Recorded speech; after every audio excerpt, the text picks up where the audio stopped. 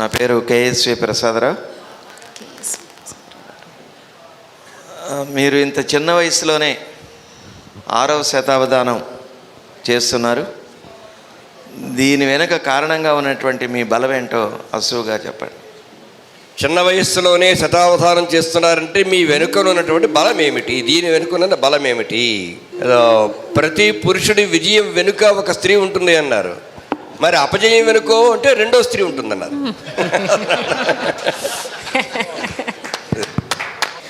ఆరు నారు నారు నవధాన గమనమున్ ఆర్ఆర్ఆర్ ఉంది కదండి, అందుకని 3 ఆర్లు వరుసగా వేస్తూ ఇది 6వ శతావధానం అంటున్నారు కదా. మీ నోటి వాక్యాన ఆ 6 మూడింతలై ఆరు నారు నారు నవధాన గమనమున్ తల్లి తండ్రి గురువు తనరుచుండ, తల్లి తండ్రి గురువు తనరుచుండ. ఆరు నారు నారు నవధాన గమనమున్ తల్లి తండ్రి గురువు తనరుచుండ. హృదయ పద్య కవులు హృదయాన దీవింప, హృదయ పద్య కవులు హృదయాన దీవింప. తల్లి శారదాంబ అల్లుకొనగా, తల్లి శారదాంబ అల్లుకొనగా. శారదాంబ అల్లుకుంది కాబట్టి ఈవిడ పద్యములు అల్లుతూ ఉందన్నమాట. అందుకని అల్లుకోవడంలో రకాలన్నమాట. చాలా అందంగా వచ్చింది పద్యం అది. అయ్యా ధన్యవాదాలు.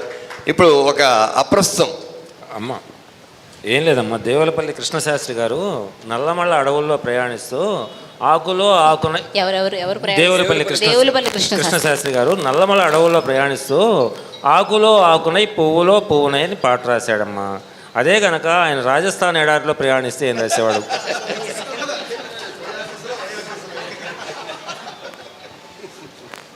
ఆయన ఎడారిలో ప్రయాణిస్తూ ఉన్నా కూడా అక్కడ ఎలాగో రసమునకు ఆస్కారం లేదు కాబట్టి అక్కడ కూడా రసవంతమైనటువంటి పదాలే ఆయన పలుకుతారు. ఎలాగో అక్కడ దొరకదు కాబట్టి రసం.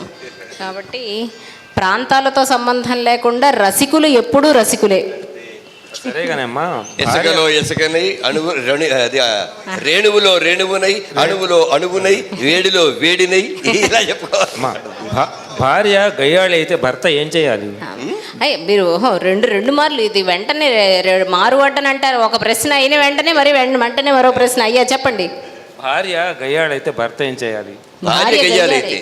విధేయుడై ఉండాలి. ఇంకా వేరొక ఆస్కారమే లేదు. అదే అదే అది మా ఇంటి సంగతి మీకెందుకండి? అదే కదా మరి. అక్కడ ఇది ఆయన చాలా దశాబ్దాలుగా అలాగే ఉంటున్నారు. ఇక్కడ ఉన్న యువతకి ఎవరికైనా కాస్త చెప్పిద్దామని చెప్పిస్తున్నారు. ఇంటి కొట్టు బయట కదా మరి. అనుభవం నేర్పిన పాఠాలు అంటారు కదా, వీరికి అనుభవం నేర్పిన ప్రశ్న అనమాట. అది అనుభవంలోంచి ప్రశ్న వచ్చింది.